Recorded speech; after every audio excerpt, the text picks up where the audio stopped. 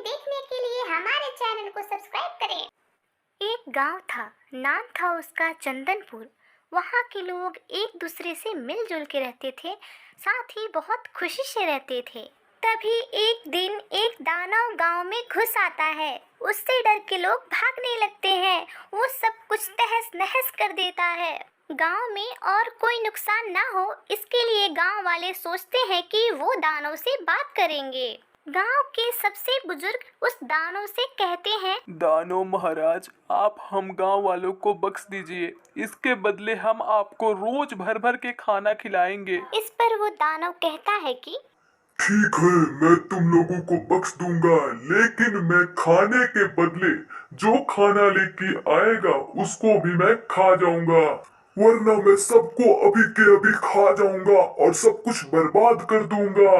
इस पर सब बहुत डर जाते हैं, लेकिन सब उस दानव का बात मान लेते हैं, क्योंकि अगर वो बात नहीं मानते तो वो उसी टाइम उन सबको खा जाता और पूरा गांव बर्बाद कर देता।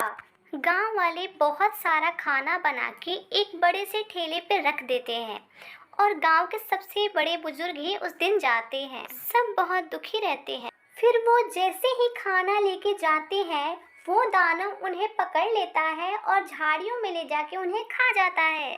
फिर दूसरे दिन गांव का एक दूसरा आदमी खाना लेके जाता है, क्योंकि अगर वो लोग खाना लेके नहीं जाते तो वो दानव गांव में पहुंच के सबको मार डालता।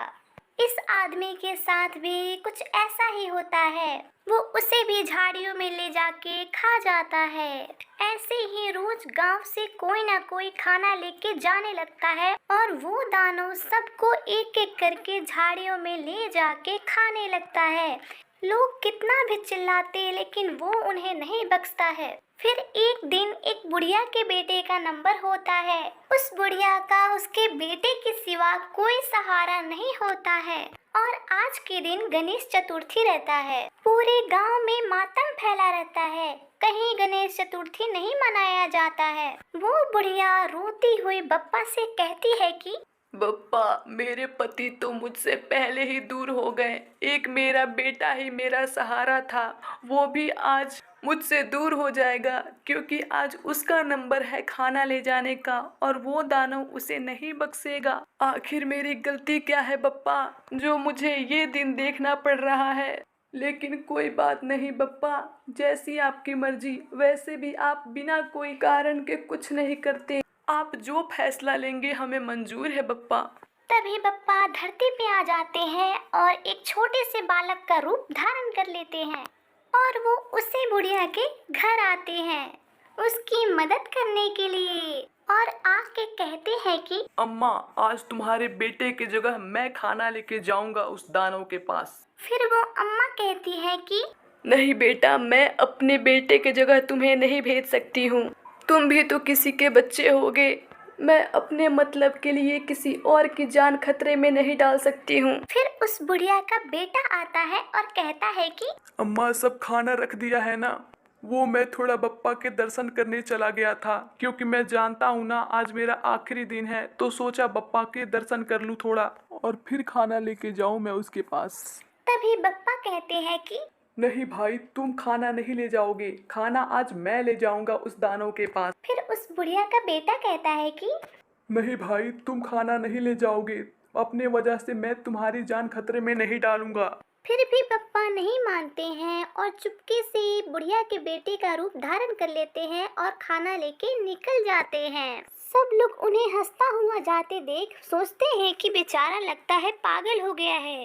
इधर जंगल में दानव भूख से परेशान रहता है। एक हड्डी लेके चाट रहा होता है। तभी गणपति बप्पा आते हैं उस बालक के रूप में और उस दानव से कहते हैं कि दानव महाराज प्रणाम। ये सुन के वो दानव सोच में पड़ जाता है कि और लोग आते तो डरते कांपते आते हैं और ये लड़का हंसते हुए आया है और प्रणाम कर रहा है। फिर बप्पा उसी बालक के रूप में आ जाते हैं जिस रूप में वो बूढ़ी औरत के घर गए थे और उसी ठेले पे चढ़ के बैठ जाते हैं और वो खाना खाने लगते हैं। उन्हें रूप बदलता देख दानव सोच में पड़ जाता है कि ये कौन मायावी है। लेकिन जब वो उस बालक को अपना खाना खाते हुए देखता है तो वो गुस्से में एकदम लाल हो जाता है। तभी वो बालक बालक पूरा खाना खा जाता है। इससे दानव को बहुत ज्यादा गुस्सा आता है। वो गरजने लगता है।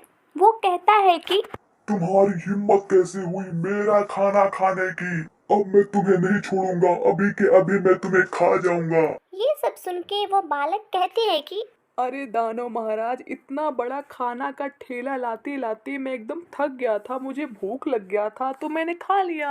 और रही बात मुझे खाने की, तो खा लो आप हमें। तभी वो दानव कहता है कि लेकिन मैं तुम्हें शुरू कहाँ से करूँ खाना? तभी वो बालक कहते हैं कि आप मेरे हाथों से शुरू करिए, क्योंकि जब तक आप हाथ खाएंगे तब तक हम लोग बातें करेंगे। इस पर वो दानव उनका एक हाथ तोड़ लेता है और खाना शुरू कर देता है। वो खाते जाता है लेकिन खत्म ही नहीं होता है। वो एकदम खाते खाते परेशान हो जाता है। तभी जब वो उन बालक को देखता है तो उनका हाथ तो एकदम सही सलामत होता है। ये सब देख के वो बिल्कुल घबरा जाता है और पूछने लगता है, कौन हो तुम? तुम जरूर कोई दिव्य शक्ति हो, बताओ मुझे कौन हो तुम? ये सब सुन के गणपति बप्पा हंसते हुए अपने असली रूप में आ जाते हैं और उस दानव को दर्शन दे देते हैं। बप्पा को सामने देख वो दानव उनके चरणों में गिर जाता है और उनसे माफी मांगने लगता है। वो कहता है कि बप्पा मुझे माफ कर दीजिए, मैं नहीं जानता था कि इस बालक के रूप में आप आए हैं, और मुझ पर कृपा करके मुझे अपना चेला बना लीजिए बप्पा। तभी बप्पा कहते हैं कि मैं अपना चेला बनाऊंगा, वो भी तुम जैसे पापी को, जिसने ना जाने कितनी माओं से उनके बेटे को छीन लिए, कितनी पत्नियों से उनके पति को छीन लिए और कितने बच्चों से उनके पिता को छीन लिए। अगर चाहते हो कि मैं तुम्हें माफ कर दूं, तो अभी के अभी जितने लोगों को तुमने खाया है सबको जिंदा करो। इस पर वो दानव कहता है कि भगवान, मैं कैसे जिंदा कर सकता हूँ? ये तो असंभव है। तभी बप्पा कहते हैं कि कुछ भी असंभव नहीं है, मैं तुम्हें जैसा कहता हूँ वैसा करते जाओ। तुमने आज तक जितने लोगों को खाया है उनके हड्डियों को ढूंढ ढूंढ के एक जगह इकट्ठा करो। ये सुन के वो दानव काम पे लग जाता है और एक एक हड्डियों को ढूंढ ढूंढ के एक जगह इकट्ठा करने लगता है।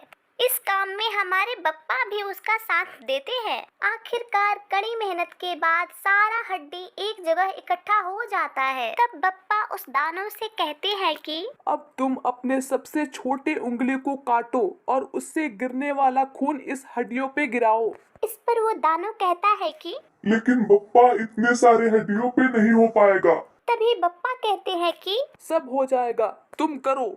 तब वो दानव अपना सबसे छोटा उंगली काट देता है और उससे गिरने वाला खून उस हड्डियों पे गिराते जाता है। सारी हड्डियां खून से ढक जाती है। उसके बाद जितने लोगों को उस दानव ने खाया होता है सब लोग राम राम करके उठ जाते हैं। फिर बप्पा उसी छोटे से बालक के रूप में आ जाते हैं। तभी वो दानव कहता है कि बप्पा, अब तो सब जिंदा हो गए, अब तो मुझे अपना चेला बना लीजिए। फिर वो बप्पा रूपी बालक कहते हैं कि अभी नहीं, अभी तुम्हें पूरे गांव वालों से माफी मांगना होगा। उसके बाद वो सब गांव में आने लगते हैं। गांव में दानव को आता देख सब गांव वाले डर जाते हैं और भागने लगते हैं। तभी वो दानव गरज के जोर से बोलता है कि आप सभी गांव वाले मुझे माफ कर दीजिए, मुझसे बहुत बड़ी गलती हो गई। सभी वहाँ रुक के सुनने लगते हैं। दानव कहता है कि आज के बाद मैं ऐसा कुछ नहीं करूंगा, कृपा करके मुझे माफ कर दे आप सब। तभी सब देखते हैं कि जो लोग खाना लेके गए थे वो लोग वापस आ रहे हैं। ये सब देख के